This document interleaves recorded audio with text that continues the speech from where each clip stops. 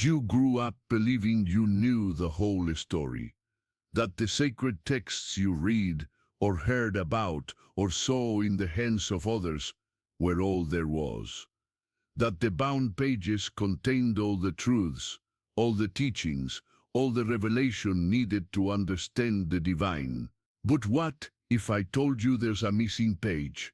Not a page lost by accident, not a page destroyed by time, but a page destroyed by time, but a page torn out, deliberately, consciously, by hands that trembled as they held it, because what was written there was too powerful, too revolutionary, too dangerous for the foundations that supported empires of faith.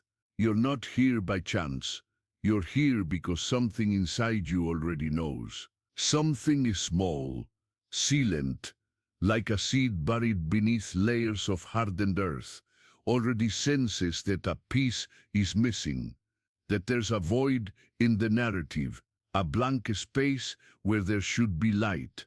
And today, at this moment, you will remember, not learn, remember, because what was hidden from you was not unknown, it was merely forgotten, covered, silenced, but never completely erased. The truth doesn't disappear, it just waits. Take a deep breath now, slowly. Feel the air entering your nostrils, descending through your chest, filling your lungs like water fills an empty chalice. And as you exhale, imagine that you're releasing all the certainties that were given to you, all the ready-made answers, all the dogmas you carried like stones on your back. Let them fall. Because, to remember, you need a space for what is new, or rather, for what is old, but was never allowed to flourish in you. Close your eyes for a moment, if you can, not to escape, but to enter yourself, because that's where this story begins, not in monasteries, not in councils, not in the secret libraries of the Vatican, but inside your chest, in the place where you always knew, without words, that there was more, there was more, there was always more.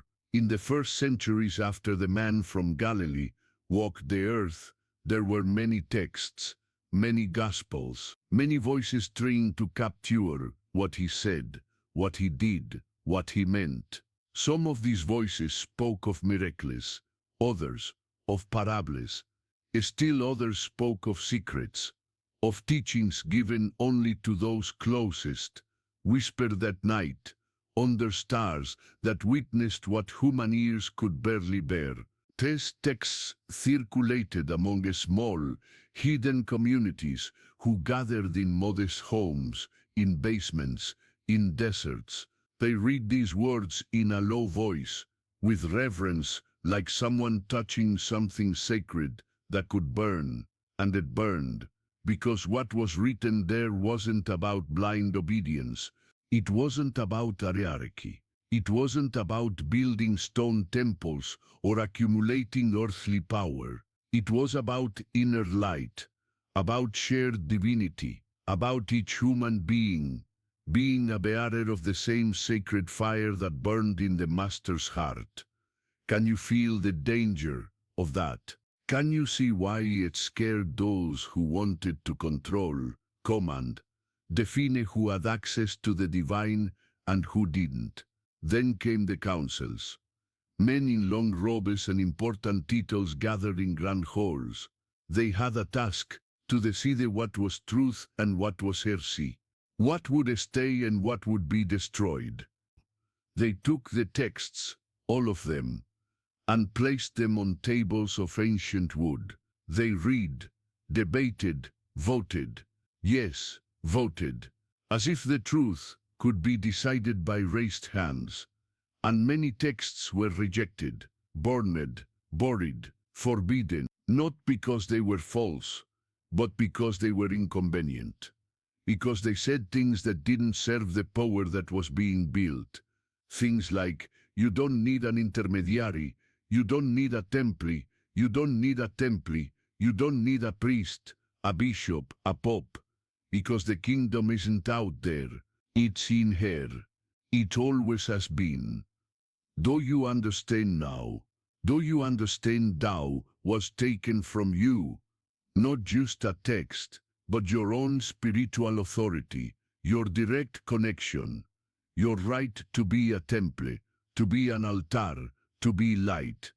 There was a gospel, some called it the Gospel of Mary, others the Gospel of Thomas, still others the Gospel of Truth. The names vary because the essence was greater than any label. But in all these forgotten texts, there was a common thread, a central message.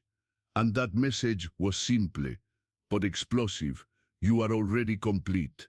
You are already sacred. You are already divine. You don't need to be saved from yourself.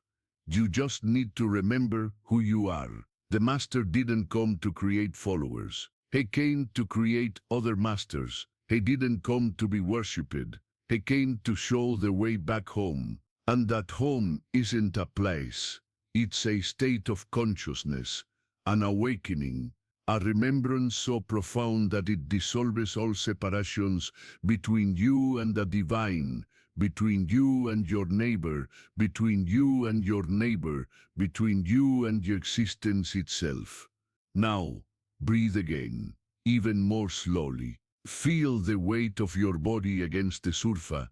Here's the cultural adapted version of the provided segment for an English-speaking audience.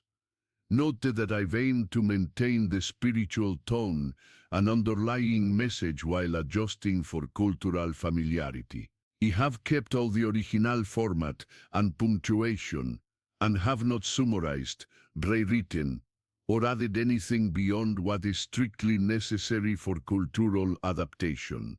Surface you are on. Feel gravity holding you, anchoring you, anchoring you, and at the same time feel there's something light within you, something weightless, something that cannot be touched, but can be felt. It is this something that the forgotten texts tried to name. Some called it the divine spark, others the inner light, still others the inner Christ. Not Christ as a historical figure, but as a universal principle, as awakened consciousness, as love that does not judge, does not separate, does not condemn. You have this, you always have, even when told you were a sinner, even when told you were unworthy, even when told you were unworthy, even when told you were unworthy, even when told you were unworthy, even when told you were unworthy. Confessions, sacraments, you could touch the sacred.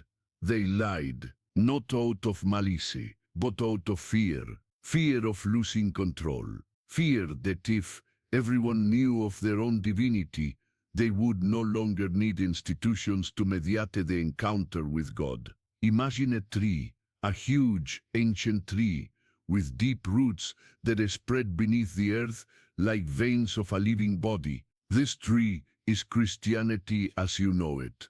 But the roots are the original teachings, and many of these roots were cut, torn out, because they bore fruits that did not serve the tree they wanted to cultivate. Fruits of autonomy, of questioning, of direct experience with mystery, without needing permission. What remained was a beautiful but incomplete tree, with branches pointing to the sky, but without access to all the nourishment that the original roots offered.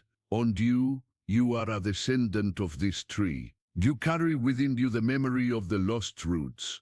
And that's why, sometimes, you feel something's not quite right.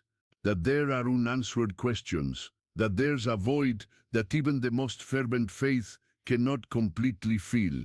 It's not your fault. It's because a piece is missing, and that piece is here, now, being returned to you, not to destroy your faith, but to complete it. The forgotten texts spoke of union, not union as in marriage, but as a state of being. Union between the human and the divine. Union between mind and heart. union between what you think you are and what you really are.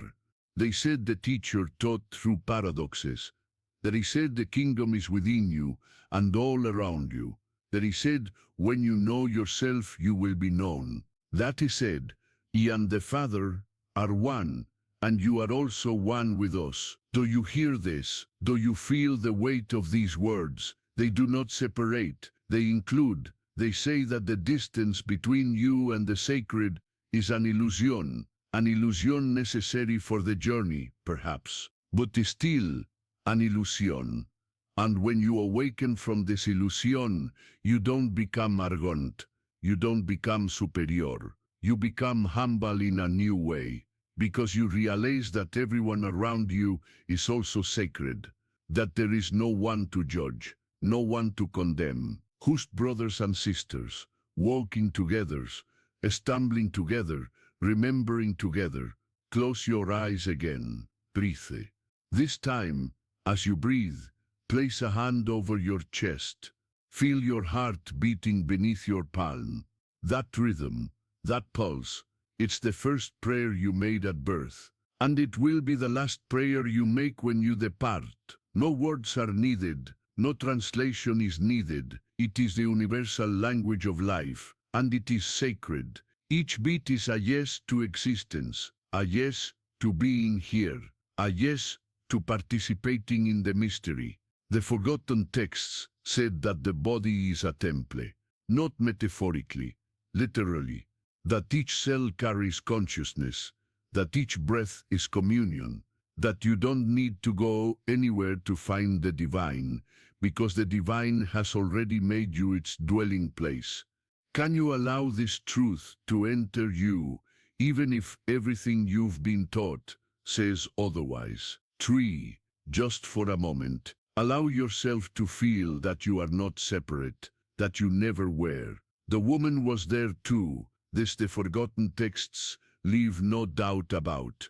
Mary Magdalene, not as a prostitute, not as a repentant sinner, but as a disciple, as an apostle, as the one who understood the deepest teachings. There were entire texts attributed to her, texts where she taught others, where she revealed visions, where she was the voice of wisdom. But these texts were suppressed because the female presence at the center of the faith was a threat to a patriarchal structure that was being erected. So she was rewritten, reduced, transformed into a minor figure, into a footnote, into an example of redemption, but never of spiritual leadership. And with her, the sacred feminine was banished. Intuition was devalued, receptivity was seen as weakness, mystery was replaced by rules, and Christianity lost half of itself. Do you feel this? The absence of the divine feminine, the lack of a mother, a womb, a fertile darkness where light is born. This too was torn out, and needs to be remembered, because the divine is not just father, it's mother, it's son, it's daughter, it's everything, it's the complete circle. Now let's go deeper. Place both hands over your heart, close your eyes, take 3 deep breaths, slowly. With the first breath, give thanks for what you know. With the second, give thanks for what you don't know. With the third, give thanks for what is being remembered now, through these words. Feel that you are not reading, you are recognizing, like when you meet someone you haven't seen in years, and for a second, you don't remember their name, but you know them. You know there is history. You know there is connection. It's like that. You already knew this truth. Maybe in another life, maybe in dreams, maybe in moments of deep silence, where there was no thought, only presence, and now it returns, not as novelty, but as return. Like waters returning to the sea, like seeds returning to the earth, like you returning to yourself. The forgotten texts spoke of gnosis, a Greek word that means knowledge, but not intellectual knowledge. experiential knowledge, knowledge of the heart, knowledge that transforms, that changes you from the inside out, that cannot be learned in books, but only lived. And this kind of knowledge was frightening, because it cannot be controlled, it cannot be sold, it cannot be sold, it cannot be monopolized by an institution. If each person can have gnosis, direct experience of the divine, then what is the intermediary for? What is the hierarchy for? What is the dogma for? Do you see the problem? Do you see why they needed to head this? Because a Gnostic Christianity would be a Christianity of mystics, of seekers, of empowered, questioning, free people. And spiritual freedom has never been convenient for those who build empires. So they chose belief over experience, blind faith over inner investigation, obedience over awakening. And entire generations grew up thinking that was all there was. But it isn't. You feel that it isn't. You feel that it isn't. You've always felt that restlessness, that emptiness, that feeling that there is more, always more. And there are layers and layers of depth. There are teachings within teachings. There are symbols within symbols. The bread and wine are not just bread and wine. They are body and blood, not because they literally become that, but because they symbolize integration. You ingest the sacred. You become the sacred. Baptism is not just water, it is death and rebirth. You die to the old identity and are born to expanded consciousness. Crucifixion is not just suffering, it is surrender. It is letting go of the ego. It is allowing the small version of yourself to die so that the true essence can resurface. And the resurrection, the resurrection is not just about a body returning to life. It's about you, now, resurrecting from unconsciousness, from the darkness of forgetfulness, from the prison of limiting beliefs. It's about waking up, here, now, in this life, not after death. Now, take a deep breath, feel the air, cold as it enters, warm as it leaves. This is the cycle. Death and rebirth with every breath. You practice resurrection all the time without realizing it. Your body knows, your cells know, your heart knows. It is only the mind that has forgotten. But the mind can remember. It is remembering now. With each word you read, something moves inside you. A layer comes loose, a protection falls, a door opens, and you see, even if for a moment, you see that everything you have been looking for was always here, that the home you seek is not a place, it is a state of being. It is returning to yourself, it is resting in your own essence, it is stopping running, searching, asking permission to be who you always were.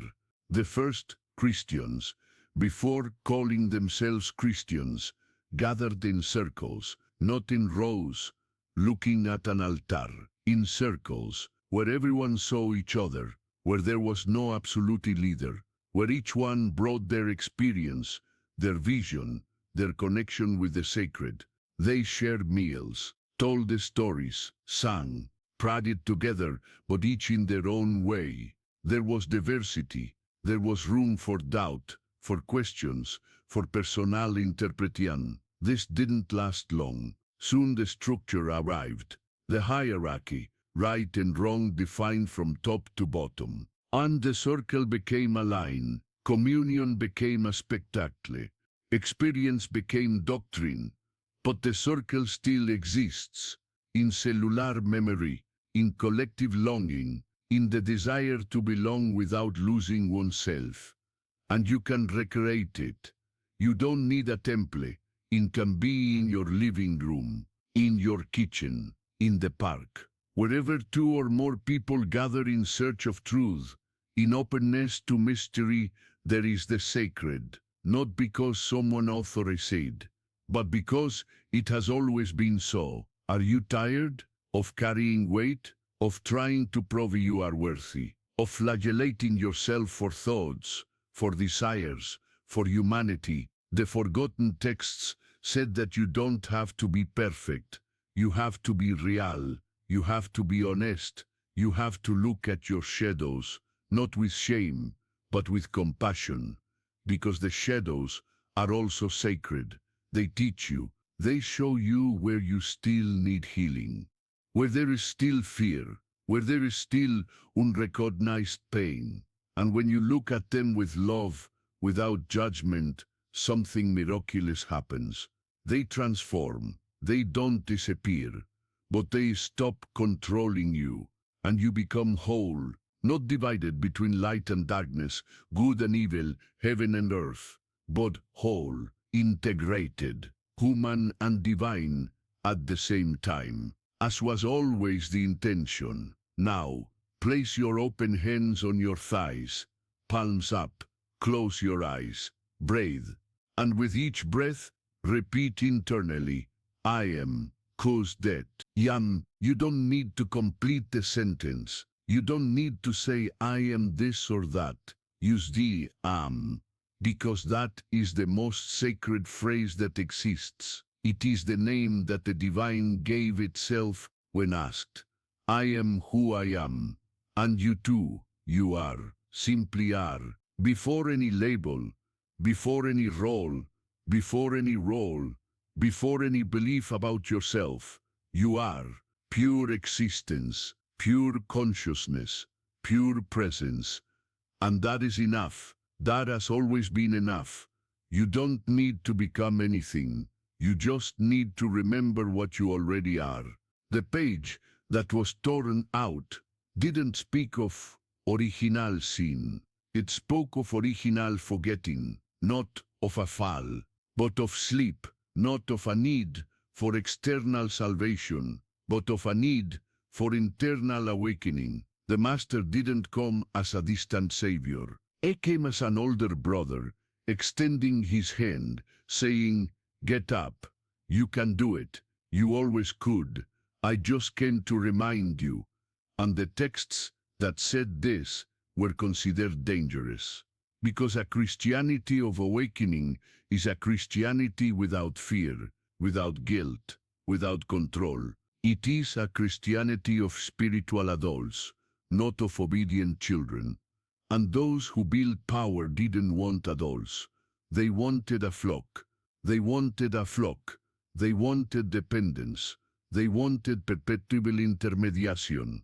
So the texts were hidden, but the truth leaked out in mystics, in poets, in rebellious saints who were burned, persecuted, silenced, but not before planting seeds, seeds that germinated in silence under the earth of official history, and now they are sprouting in you, in millions of others who feel that the time has come, that it is no longer possible to pretend, that it is no longer possible to accept answers that do not resonate, that it is no longer possible to hand over spiritual power to anyone. It's time to take it back, with love, with gratitude for the journey traveled. But it's time. You are not destroying anything. You are completing, you are integrating what was missing.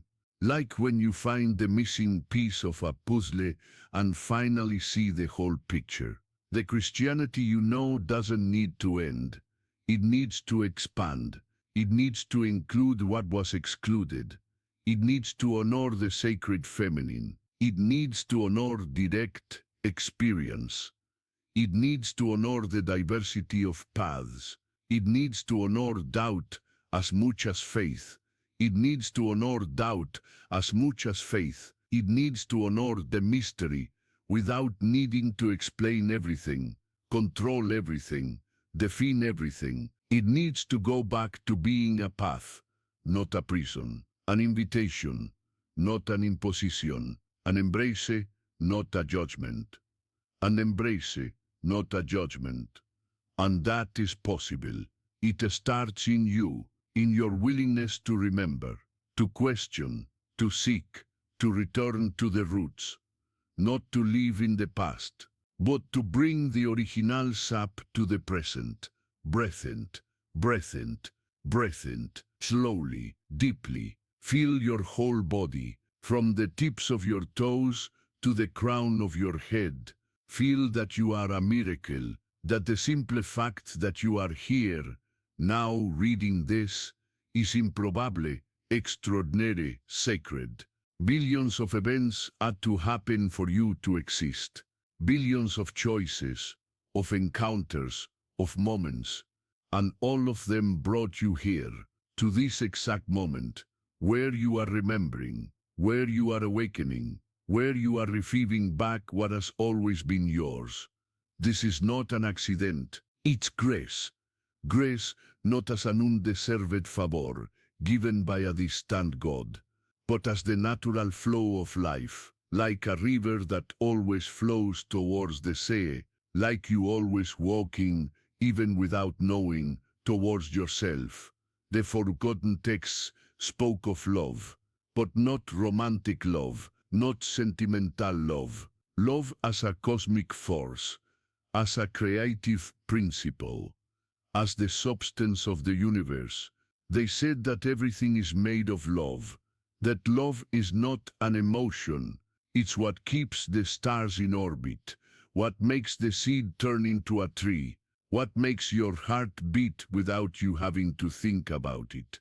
Love as divine intelligence, as consciousness that permeates everything.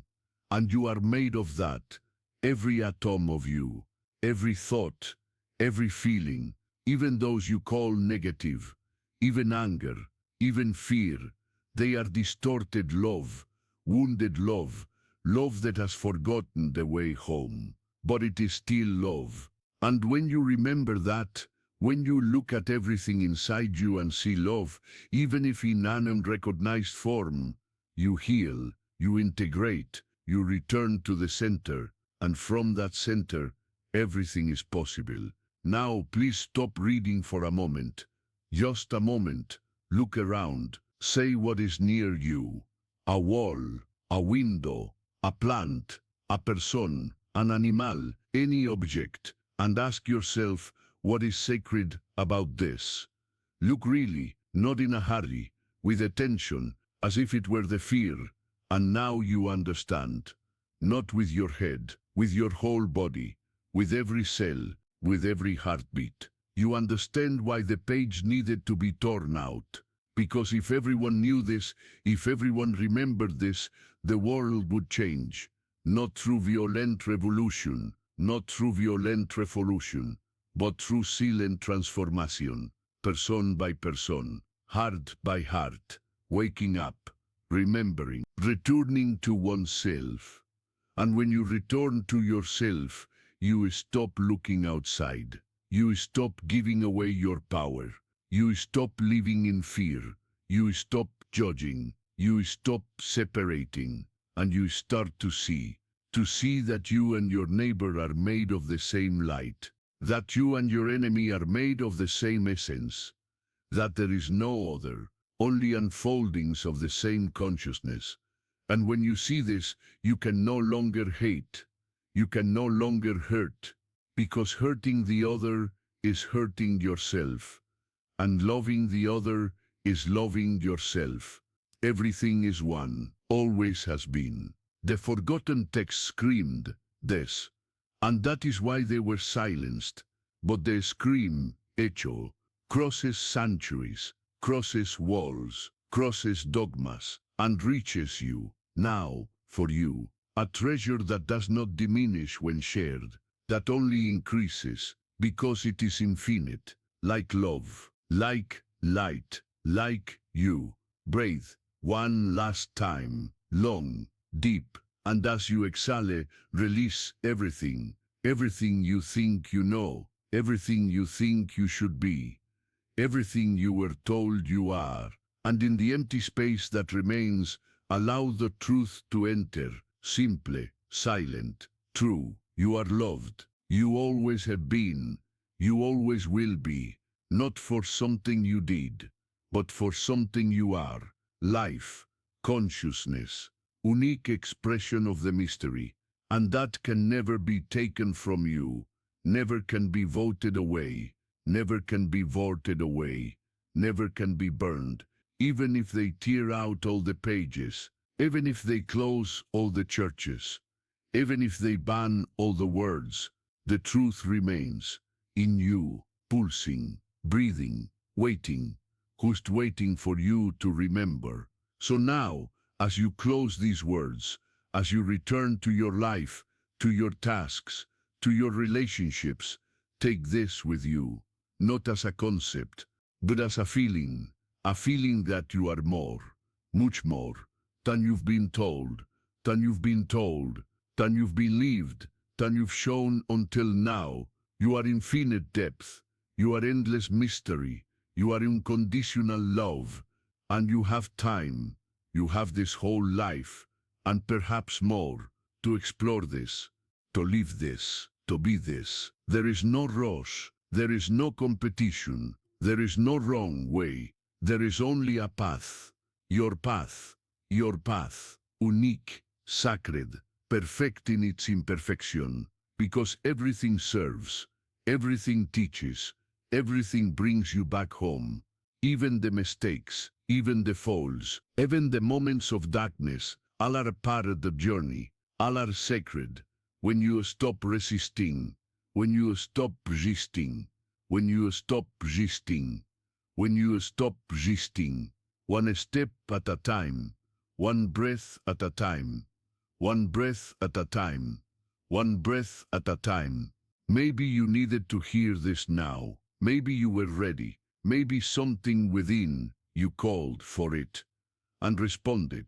It's not magic, it's not esoteric, it's simply, it's synchronicity, it's life organizing itself in ways that the mind doesn't understand, but the heart recognizes. And if it touched you, if it moved you, if it opened you, then share it, not invasively, not proselytizing, but organically, when someone is ready, when someone asks, when someone shows hunger for the same truth you found, then you reach out, just as someone reached out to you, or just as you reached out to yourself. Because sometimes we are our own guide, our own light, our own savior. Because the savior is not an external figure, it's the Christ within, it's the divinity that awakens, it's you remembering who you are, and helping others to remember too, without ego, without superiority, just love, just service, just service, just service, just service, what is too abundant to be kept. Close your eyes one last time, take a deep breath, 3 breaths, on the first, inhale light, exhale darkness, on the second, inhale peace, exhale fear, on the third, inhale love, exhale everything that isn't love. And then, open your eyes, and see the world differently, even if it's only a little, even if it's only for a moment.